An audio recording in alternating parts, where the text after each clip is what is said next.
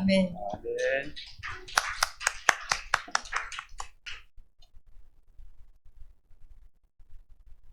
우리 함께 하나님 말씀 보도록 하십시다. 빌립보서 3장 12절로 16절 말씀입니다.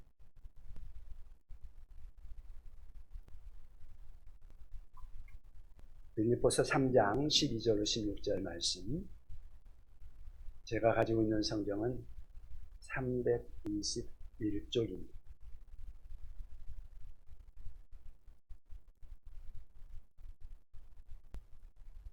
네, 찾으셔서 빌립보서 3장 12절로 16절 우리 함께 보도록 하겠습니다. 제가 봉독합니다.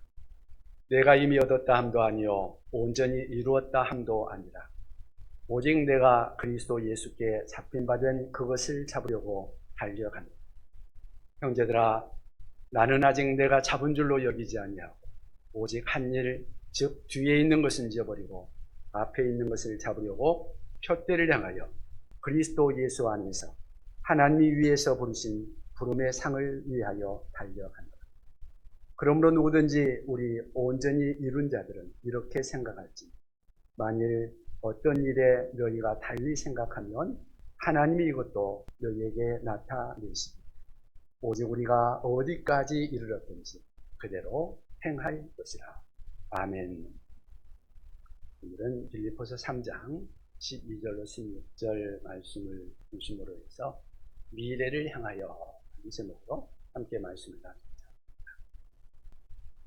1년이 벌써 다 지나가고 또 새해 첫 주일이 되었습니다. 금년 한 해도 우리 하나님께서 우리와 함께 하시고 우리를 인도하실 수 있기를 바랍니다. 젊은이는 미래를 이야기하고 늙은이는 과거를 이야기한다 하는 말이 있습니다. 혹 여러분이 과거 이야기를 많이 하고 있다면 그만큼 나이 들어가고 있다는 그러한 증거가 아닐까 생각합니다. 오늘 이 세상을 살아가는 사람들의 삶의 양식은 일반적으로 크게 두 가지로 나누어질 수가 있습니다. 하나는 늘 과거를 바라보며 살아가고 있는 과거지향적인 삶, 또 하나는 미래를 바라보고 살아가는 미래지향적인 삶. 이 두 가지 유형의 삶으로 나눌 수가 있을 것입니다. 그리고 이것은 나이와는 별로 상관이 없다고 생각합니다. 내가 젊더라도 상당히 내가 나이가 젊다 그렇게 할지라도 더 이상 어떤 꿈을 잃어버리고 있다면, 비전을 상실해버리고 살아가고 있다면 이 사람의 삶은 과거지향적이 될 수밖에 없을 것입니다. 그러나 아무리 나이가 많은 사람이라고 할지라도 아직 꿈을 붙들고 있다면, 그리고 비전을 바라보고 있다면, 그리고 미래를 향하여 나아가고 있다면 이 사람의 삶은 미래지향적인 삶이 될 수밖에 없을 것입니다. 오늘 본문은 빌립보서 3장이죠. 이 빌립보서는 바울이 로마 옥중에서 쓴 옥중서신이라고도 말합니다. 그런데 바울 사도가 이 옥중서신을 쓰고 있을 때 나이가 어느 정도였냐면 한 60세 전후로 많은 성경학자들이 이야기합니다. 뭐 지금이야 60대는 청춘이라고 합니다만은 그 당시에 60이면 아주 나이 많은 늙은이였습니다. 옛날에는 수명이 짧지 않았어요. 그래서 그 시대에 60이면은 제가 어렸을 때만 해도요, 우리 동네에 환갑잔치 하면 진짜 큰 잔치였습니다. 60 넘어서 사는 사람이 별로 없었어요. 거의 60 전에 다 죽었거든요. 그런데 바울 사도가 그 나이에 이 편지를 쓰는데도, 이 편지에도 마찬가지입니다만 이 빌립보서를 읽어보시면 바울 사도의 마음속에는 벅찬 미래에 대한 꿈이 아직도 그를 붙들고 있는 것을 보고, 바울의 발걸음은 생동하는 미래를 향하여 움직여 나가고 있는 모습, 오늘 우리는 이 빌립보서를 보면서 발견할 수 있는 것입니다. 바울이 미래지향적인 삶을 살아갈 수 있었던, 그렇게 나이가 많으면서도 미래지향적인 삶을 살아갈 수 있었던 비밀은 무엇일까요? 아니, 우리가 더 진지하게 물어야 할 질문이 있다면 오늘 이 시대를 살아가는 저와 여러분, 만일 미래지향적인 삶을 살아가기 위해서 어떻게 해야 할까요? 하는 것입니다. 이것이 오늘 우리가 본문을 통해서 함께 생각해 보고자 하는 말씀입니다. 그 첫째는 현재에 대한 창조적 불만을 가져야 합니다. 현재에 대한 창조적 불만을 가져야 합니다. 자, 오늘 본문에 시작되는 12절 말씀을 우리 다 같이 한번 읽어보면 좋겠습니다. 12절 같이 읽겠습니다. 내가 이미 얻었다 함도 아니요 온전히 이루었다 함도 아니라 오직 내가 그리스도 예수께 잡힌 바 된 그것을 잡으려고 달려가노라. 아멘. 저는 이 고백이 창조적 불만을 대표하는 고백이라고 생각합니다. 우선 이 말씀은 바울의 구원에 대한 이야기는 아닙니다. 어떤 사람은 이 말씀의 근거에서 구원을 확신할 수 없는 것이 아니냐, 그렇게 의문을 제기하는 사람들도 있는데요. 아니요, 이 성경을 잘못 읽은 거죠. 그런 사람이라면 바울은 구원에 관한 한 내가 확신한다고 말합니다. 그것은 분명하게 말하고 있죠. 12절에서도 마지막 부분에 보면 오직 내가 그리스도 예수께 잡힌 바 된 그것이라고 말하고 있습니다. 다시 말하면 바울은 이미 그리스도 예수께 잡혀 있습니다. 구원은 흔들림이 없는 사실입니다.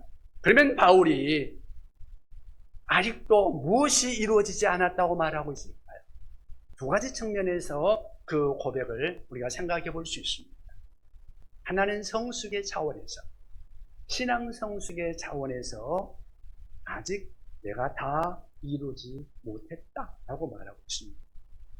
오늘 본문 앞부분에 10절에는 그렇게 말합니다. 내가 그리스도와 그 부활의 권능과 그 고난의 참여함을 알고자 하여 그의 죽으심을 본받아, 그렇게 말합니다. 내가 그리스도와 그 부활의 권능과 그 고난의 참여함을 알고자 한다. 나는 알고 싶다. 바울이 예수님을 만났지만 예수님을 통해서 죄사함 받고 구원은 이미 받았지만 그것을 확신했지만, 그러나 바울의 마음속에는 아직도 숨어 있었던 깊은 열망, 그것은 그리스도를 더 알고 싶다. 내가 더 깊이 알고 싶다. 그럼 신앙 성숙이 뭘까요? 그리스도를 더 알아가는 과정 아닐까요? 내가 그리스도의 사랑의 깊이를, 그리고 그 높이를, 그 넓이를, 나는 주님을 더 깊이 알아가고 싶다. 이것이 바로 신앙 성숙이죠. 바울은 이것이 아직 나에게 다 이루어지지 않았고 지금도 진행형이라는 것입니다. 그리고 바울이 아직도 이루어지지 않았다고 말하고 있는 또 하나 무엇인가 하면 그의 사역적인 측면에서 말하고 있습니다. 부활의 권능과 고난에 참여하는 것, 그것을 그는 말합니다. 내가 부활의 권능 안에서, 능력 안에서 행하고 또 주님의 고난의 발자취를 따라가면서 하나님이 나에게 위임하신 그 위대한 비전, 그 꿈을 나의 삶에서 그것을 이루어가는 일에 있어서 나는 아직도 멀었다. 나는 아직도 우리 주님 앞에서 그것을 잡으려고 달려가고 있다. 아직 멀었다. 그렇게 말하고 있는 것입니다. 나는 아직 이루는 것이 아니다. 내가 이미 얻었다 함도 아니요 내가 온전히 이루었다 함도 아니라. 이것이 바울이 자기의 인격과, 그러니까 신앙 성숙과 사역에 대한 어떤 창조적인 불만이었다. 그렇게 말할 수 있을 것입니다. 이러한 창조적인 불만, 왜 필요할까요? 이 창조적인 불만이 있을 때 새로운 발명이 일어나고, 새로운 연구가 일어나고, 새로운 사역이 시작될 수 있기 때문에 그렇습니다. 그 미국의 월트 디즈니 이야기가 있죠. 그가 그 월트 디즈니를 만든 일화가 이런 것이 있습니다. 자기 딸이 어렸을 때 어린 딸의 손을 잡고 동네 공원에 갔습니다. 그런데 그 동네 공원이 너무 지저분했고 깨끗하지 못한 정도가 아니라 오히려 위험하게조차 느껴졌습니다. 이 정도밖에 공원을 만들 수 없을까? 이 창조적인 불만, 어떤 과학적인 탐구도 할 수 있고 자연과 어우러진 아름다운 공원에서 미래를 꿈꿀 수 있는 어린이들만의 천국을 만들 수는 없을까? 이것이 디즈니랜드가, 디즈니월드가 그 비전이 탄생하는 순간이었다고 합니다. 여러분, 창조적인 불만이라는 그 말의 반대적인 개념은 뭘까요? 아마 창조적인 불만의 반대적인 어떤 개념이라고 한다면 어쩌면 현실 안주의식이라고 할 수 있지 않을까 생각을 합니다. 소위 현실 안주의식. 이만하면지 뭐. 그냥 여기서 만족하고 살면 되지. 그렇게 생각하는. 그것은 사실 좀 위험한 거죠. 그때부터 사람은 늙어가는 것입니다. 그때부터 후퇴하는 거죠. 그리고 그것은 개인도 그렇고 공동체도 마찬가지.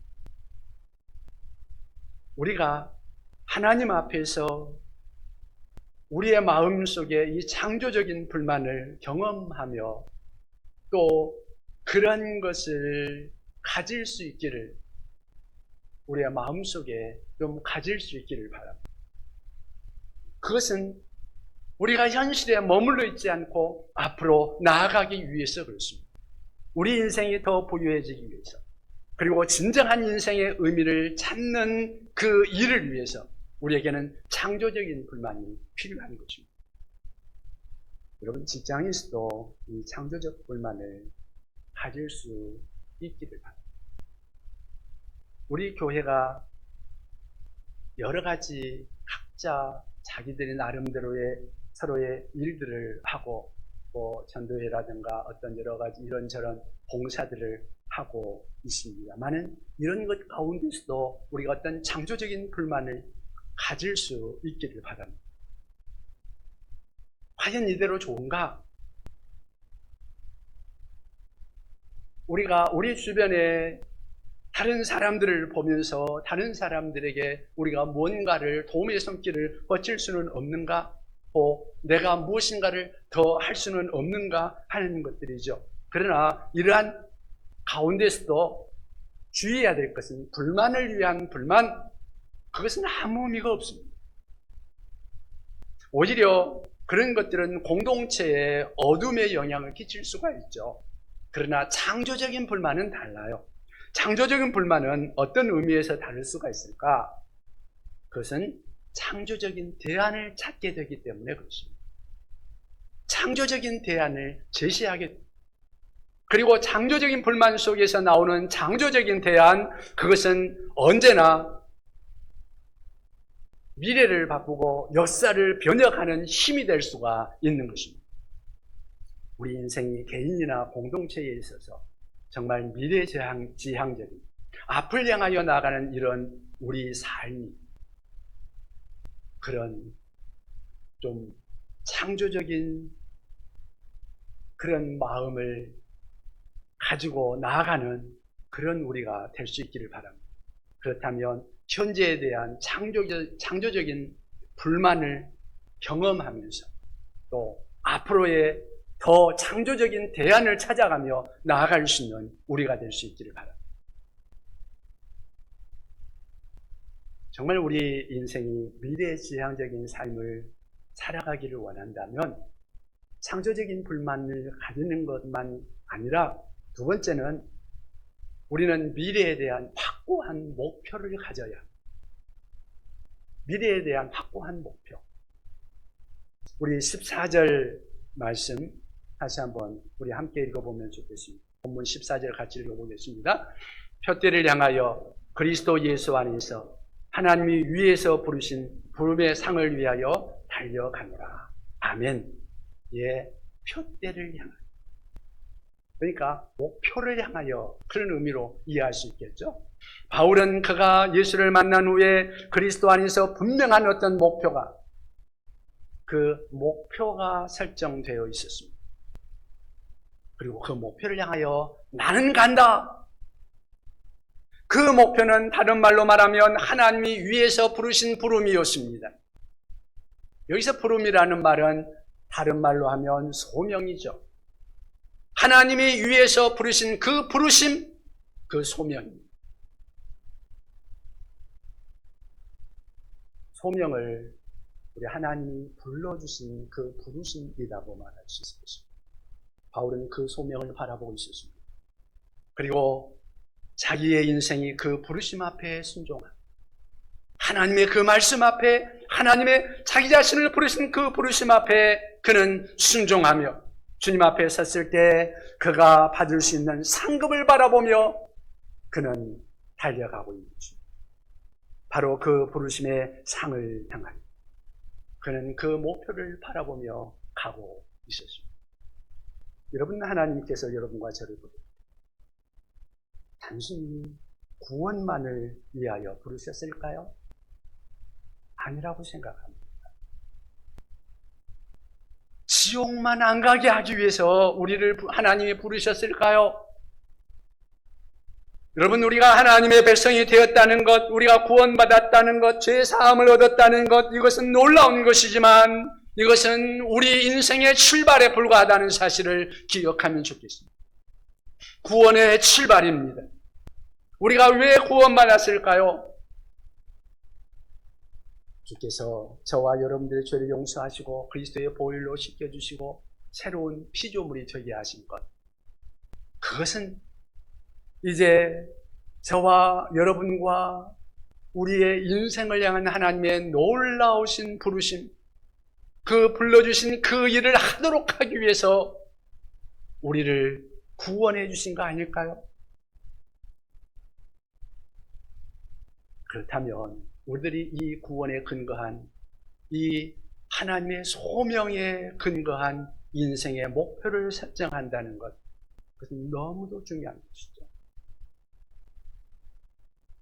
여러분, 어떤 사람이 그 어떤 것을 하기 위해서, 그 일을 위해서 살 수 있고 그것을 위해서 몸을 던져 죽을 수도 있는 그런 것이 있다면 우리는 그것을 인생의 최고선이라고 말할 수 있을 것입니다.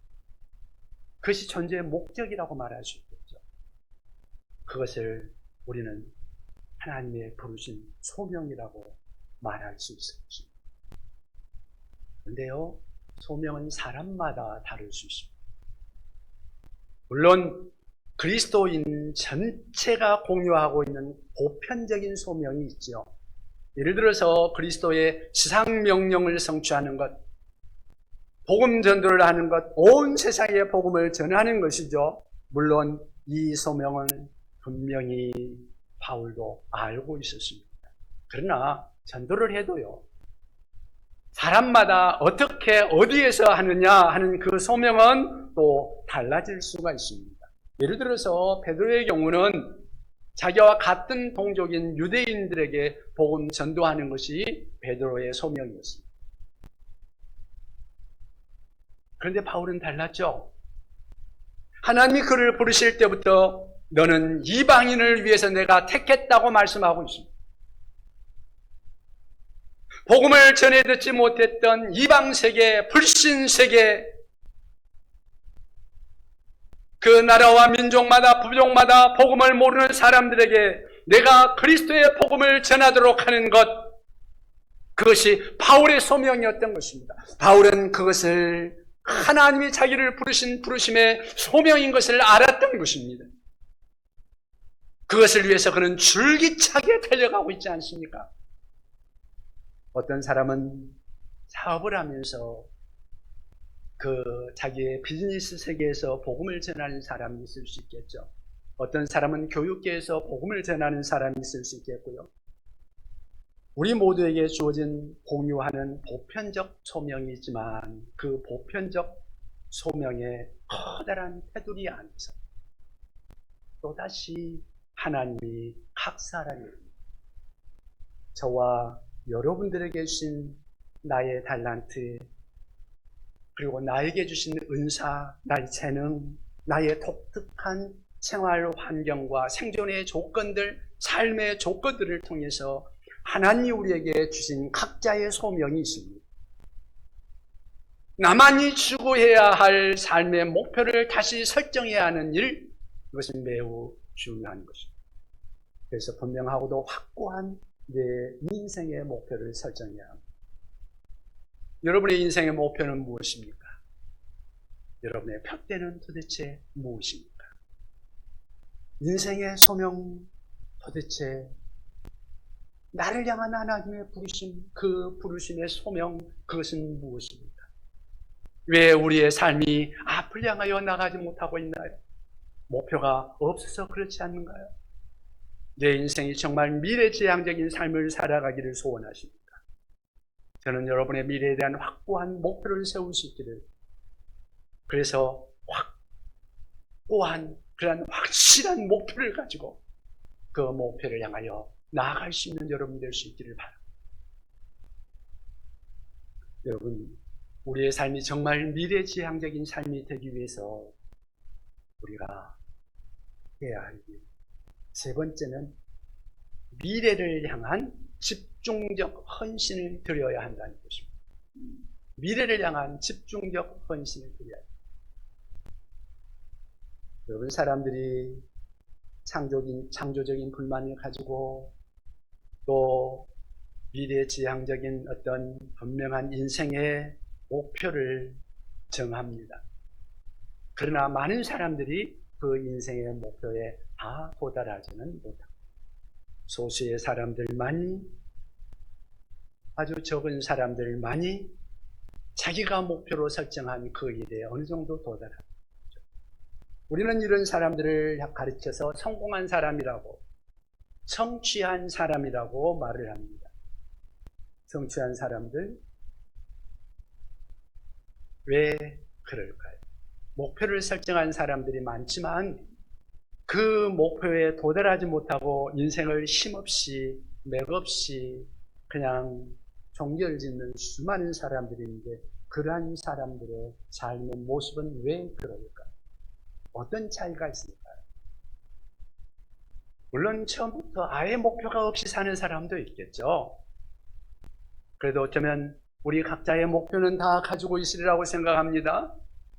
목표를 설정하기는 했습니다. 그러나 그 차이가 어디 있을까요? 저는 그 차이가 간단하게 생각하면 목표에 전적인 헌신을 하지 않기 때문이라고 생각합니다. 목표에 집중하지 않기 때문이다.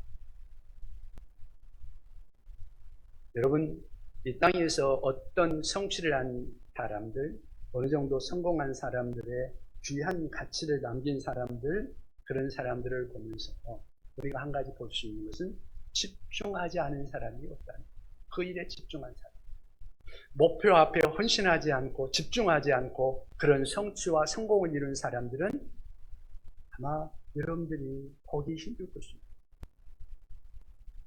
오늘 본문 13절에 바울 사도의 고백을 다시 한번 우리 보면 좋겠습니다. 13절을 다 같이 한번 읽어볼까요? 13절입니다. 같이 읽습니다. 형제들아, 나는 아직 내가 잡은 줄로 여기지 아니하고 오직 한 일, 즉 뒤에 있는 것은 잊어버리고 앞에 있는 것을 잡으려고. 아멘. 자, 바울은 목표를 설정한 다음에 이렇게 고백합니다. 이제는 내가 오직 한 일. 여기서 한 일이라는 단어에 주목하시기 바랍니다. 여기서 한 일이라는 말은 한 가지 일이라는 의미입니다. 오직 한 가지 일. 자기의 삶이 그 목표 앞에 집중되어 있음을 우리가 바라볼 수 있는 표현이 이 한 일이라는 말. 오직 한 일, 이 한 가지 일을 위해서 뒤에 있는 것은 다 잊어버리고 앞에 있는 것을 바라보며 달려간다. 네, 14절에 계속해서 그런 말을 하는 겁니다. 푯대를 향하여 그리스도 예수 안에서 하나님이 위해서 부르신 부르심의 상을 위하여 달려가노라. 그가 어떻게 한다고요? 부르심의 상을 달려간다. 걸어가요? 달려간다.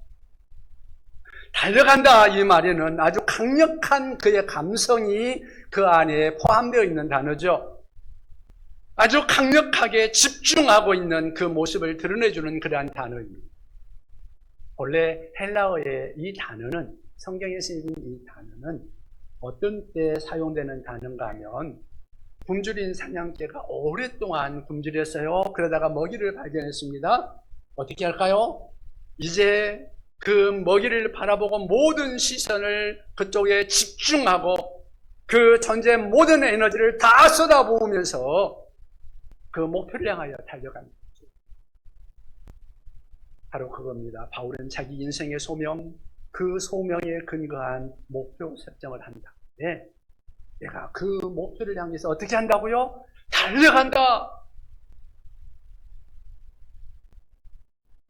그냥 목표를 향해서 걸어간다고 말하지 않고 달려간다. 이제 그는 어떤 시련도 어떤 장애물도 뛰어넘을 준비가 되어 있는 거죠. 시련 없이, 어려움의 과정 없이 목표에 도달할 그러한 인생은 아마 없을 것입니다. 이 시련을 넘어설 수 있는 각오를 해야 하는 거죠. 여기 창조적인 모험심과 돌파의 용기가 이제 요청되는 것입니다. 아무리 우리가 위기 앞에 서 있어도 생각해보면 돌파할 수 있는 길은 반드시 있습니다. 우리와 함께 하나님이 함께 하시는 결코 끝은 아닙니다. 반드시 길이 있습니다. 바울은 하나님의 부르심, 이 소명 앞에서 어떤 상황에서도 더 이상 뒤로 물러서지 않습니다. 손에 생기를 잡고 뒤를 돌아보지 않습니다. 그는 이제 앞을 향하여 전진할 따름인 것입니다. 오늘 우리는 바울 사도의 이 고백 속에서 그런 기계를 확인할 수 있지 않습니까? 마지막 절 우리 한 번만 다시 한번 읽어보면 좋겠습니다. 본문 16절 우리 같이 한번 읽어보십시다. 같이 읽겠습니다. 오직 우리가 어디까지 이르렀든지 그대로 행할 것이라. 아멘. 어디까지 이르렀든지, 오직 우리가 어디까지 이르렀든지, 지금 현재 내가 서 있는 자리가 어디인지, 그것을 현재의 자리를 점검한 다음에 그 목표를 향하여 그대로 행할 것이다. 이제는 계속해서 달려갈 것이다. 우리가 어디까지 이르렀든지 이제 목표를 설정했다면 계속해서 그대로 행할 수 있기를 바랍니다. 앞으로 나아갈 수 있기를 바랍니다. 우리 예수님을 한번 생각을 해보십시오. 예수님은 시골의 목수의 아들로 태어나셨습니다. 하지만 그분은 인류를 구원하시고자 자기가 이 땅에 오셨다는 것을 분명히 아셨고 그 목표가 분명했습니다. 그분은 공생애를 시작하자마자 많은 사람들에게 천국 복음을 전하기 시작했습니다. 그리고 제자들을 택하셨습니다. 그리고 많은 사람들을 하나님의 말씀으로 가르치셨습니다. 그 과정에 수많은 사람들로부터 반대와 박해와 어려움을 경험하셨습니다.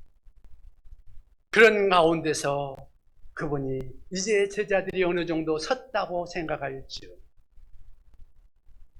그분은 자신의 생명을 들여 자기가 이 땅에 오신 그 목표를 달성하기 위해서 자신의 생명을 들여 그의 소명에 헌신하십니다. 자신의 생명을 십자가에 드림으로써 인류에 대한 구속의 제물이 되므로 온 인류에게 구원의 길을 열어주시는 것, 그것이 그분의 소명 아니었습니까? 그분의 목표, 그것이 바로 그 길이었죠. 그 소명, 그 목표를 바라보면서 뚜벅뚜벅 십자가를 향해서 한 걸음 한 걸음 걸어가신 것입니다. 어떤 시련이 있어도, 어떤 장애물이 있어도 인류를 구원하기 위해서 자신의 생애를 들여, 자신의 생명을 들여 사람들을 구원하는 이 놀라운 인생. 아버지께서 그를 이 땅에 보내신 그 뜻을, 그 소명을 이루는 생애를 위해서 한 걸음 한 걸음 십자가를 향해 그는 걸어가셨다. 그분이 바로 예수 그리스도, 그분의 생애가 아니겠습니까? 그 십자가에서 피 흘리심으로 저와 여러분이 그분을 믿고 구원을 받습니다. 여러분 믿으십니까? 이제 그분은 죽으실 뿐 아니라 다시 부활하셔서 지금도 살아계셔서 우리의 생명의 주가 되신 줄로 믿습니다. 그리고 그분은 지금도 우리의 걸음들을 붙들고 계시며 우리를 인도하고 계십니다. 우리에게 목표를 제시하며 그것을 향하여 달려가기를 우리 주님은 원하십니다. 이제 우리가 예수 그리스도의 제자가 되어 그분을 쫓아가기를 원하신다면 이제 주 안에서 우리에게 보여주시는 우리 주님의 그 표대, 그 목표, 그 부름의 상, 그것을 바라보며 그 소명에 근거한 그 목표를 세우고 여러분들에게 그 목표가 분명한 대전, 이제 그 목표를 향해서 달려갈 수 있기 바랍니다.